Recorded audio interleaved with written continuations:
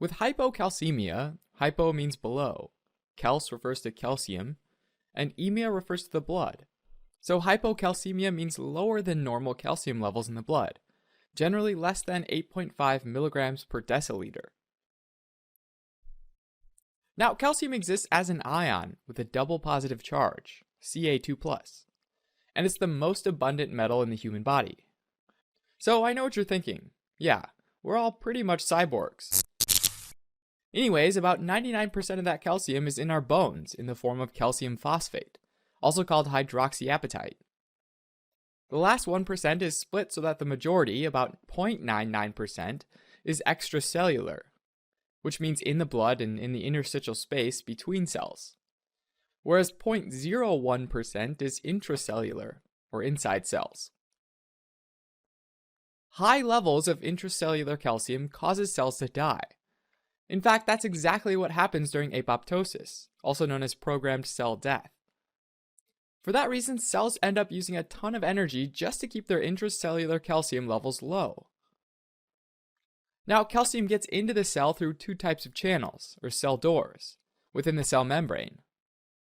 The first type are ligand-gated channels, which are what most cells use to let calcium in, and are primarily controlled by hormones or neurotransmitters.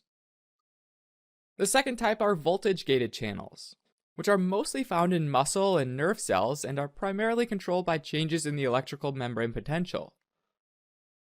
So calcium flows in through these channels, and to prevent calcium levels from getting too high, cells kick excess calcium right back out with ATP-dependent calcium pumps, as well as sodium-calcium exchangers. In addition, most of the intracellular calcium is stored within organelles like the mitochondria and the smooth endoplasmic reticulum, and is released selectively just when it's needed. Now, the majority of the extracellular calcium, the calcium in the blood and the interstitium, is split almost equally between two groups: calcium that's diffusible and calcium that's not diffusible. Diffusible calcium is separated into two subcategories: free ionized calcium, which is involved in all sorts of cellular processes like neuronal action potentials, contraction of skeletal, smooth, and cardiac muscle, hormone secretion, and blood coagulation, all of which are tightly regulated by enzymes and hormones. The other category is complex calcium, which is where the positively charged calcium is ionically linked to tiny negatively charged molecules, like oxalate, which is a small anion that's normally found in our blood in small amounts. The complex calcium forms a molecule that's electrically neutral, but unlike free ionized calcium, it's not useful for cellular processes. Both of these are called diffusible because they're small enough to diffuse across cell membranes. Finally, though, there's non-diffusible calcium, which is bound to negatively charged proteins like albumin, and the resulting protein-calcium complex is too large and charged to cross membranes, leaving this calcium also uninvolved in cellular processes. When the body's levels of extracellular calcium change, it's detected by a surface receptor in parathyroid cells called the calcium sensing receptor. This affects the amount of parathyroid hormone that gets released by the parathyroid gland. The parathyroid hormone gets the bones to release calcium and gets the kidneys to reabsorb more calcium so it's not lost in the urine, as well as synthesize calcitriol, also known as active vitamin D. Active vitamin D then goes on to cause the gastrointestinal tract to increase calcium absorption. Altogether, these effects help to keep the extracellular levels of calcium within a very narrow range, between 8.5 to 10 milligrams per deciliter. Sometimes, though, total calcium levels in the blood, which includes diffusible and non-diffusible, can vary a bit, depending on the blood's pH and protein levels. This happens because albumin has acidic amino acids, like glutamate and aspartate, and these have carboxyl groups that are in the form of COO- or COOH. Overall, the balance of COO- and COOH changes based on the pH of the blood. When there's a high pH or alkalosis, there are very few protons floating around, and so those carboxyl groups tend to be in the COO- form. More COO- groups tend to make albumin more negatively charged. And since calcium's positively charged, opposites attract, and the negatively charged albumin latches onto calcium, which means there's more bound calcium and less free ionized calcium in the blood.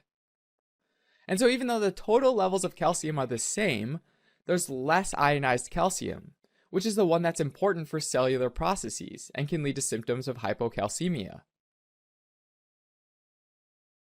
Also, any condition that results in hypoalbuminemia, or low albumin levels, would lead to a loss of bound calcium, while at the same time free ionized calcium concentrations stay essentially the same, which is due to hormonal regulation. This is therefore called false hypocalcemia, or pseudo-hypocalcemia, since there's less overall calcium due to less bound calcium, but the free ionized calcium levels are still the same. Alright, so for there to be too little calcium in the blood, or true hypocalcemia, there could either be less calcium entering the blood, or too much calcium leaving the blood. Less calcium entering the blood is the most common cause, and can be due to hypoparathyroidism, or low levels or lower activity of the parathyroid hormone. This can be caused by surgical removal or autoimmune destruction of the parathyroid gland, as well as congenital problems involving the parathyroid gland like DeGeorge syndrome, or deficiency in magnesium, which is needed for parathyroid hormone production. Also, low levels of vitamin D can lead to hypocalcemia, and can be caused by a deficient diet, malabsorption, cirrhosis, a lack of sunlight, and chronic renal failure, just to name a few. And then there's the second cause, too much calcium leaving the blood. This might happen when too much ionized calcium gets excreted. Normally, calcium filters from the blood into the glomerulus of the kidney, but is then reabsorbed back into the blood by the nephron so that it isn't lost. In kidney failure, the nephron doesn't effectively reabsorb calcium, which allows it to get excreted in the urine. A different example would be tissue injury, like burns, rhabdomyolysis, and tumor lysis syndrome, where large numbers of cells die and release intracellular phosphate into the blood. The phosphate binds to the ionized calcium and forms calcium phosphate, making it insoluble and effectively decreasing the total amount in the blood. Other inflammatory processes can also be a cause, like acute pancreatitis, because free fatty acids end up binding to ionized calcium, which is also insoluble and precipitates out as a soap-like substance. Finally, ionized calcium levels can fall as a result of having too many blood transfusions, because additives in the blood like citrate and ethylene diamine tetraacetic acid, or EDTA, can chelate or bind to calcium, forming complex calcium, which is an inactive molecule. Low levels of ionized calcium affect a variety of cellular processes, in particular electrically active neurons. Normally, the resting state of sodium channels is stabilized by calcium ions, which prevents them from spontaneously opening and potentially causing a depolarization. With low levels of extracellular calcium, voltage-gated sodium channels are less stable and are more likely to open up, which allows the cell to depolarize more easily and makes the neuron more excitable. This can trigger tetany, or the involuntary contraction of muscles, which is a classic symptom of hypocalcemia. The spontaneous firing of neurons also can lead to Chvostek's sign, which is when facial muscles twitch after the facial nerve is lightly finger-tapped 1 centimeter below the zygomatic process. It can also cause Trousseau's sign, which is where a blood pressure cuff occludes the brachial artery, and that pressure on the nerve is enough to make it fire, which results in a muscle spasm that makes the wrist and metacarpophalangeal joints flex. Other symptoms include muscle cramps, abdominal pain, perioral tingling, which is tingling around the mouth, and in extreme cases, seizures. Hypocalcemia is diagnosed based on a low level of calcium in the blood, generally below 8.5 milligrams per deciliter.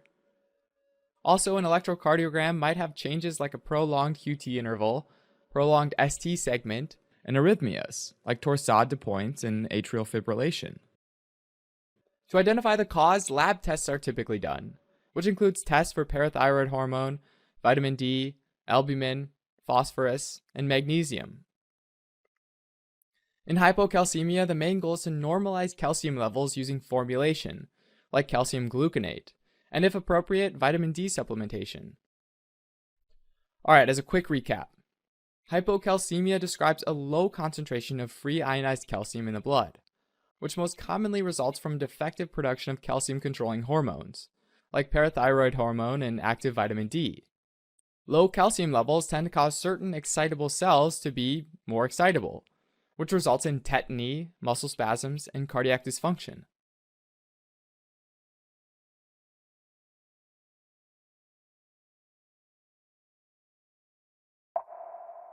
What's going on, guys? Thanks for watching. Hope you liked that video.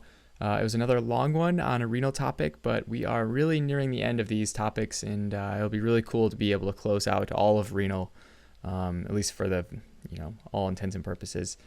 Huge special thanks goes to Rishi for editing the script, as well as Maria for writing the script. And I did the illustrations and the voiceover, and then Yifan did the video editing, so huge special thanks goes to him because he had to go back and forth with me for a while on these just because I am kind of a perfectionist. So thank you to Yifan for dealing with me. You guys can always help support us by donating on Patreon, as well as subscribing to our channel and following us on social media. Okay, guys, see you later.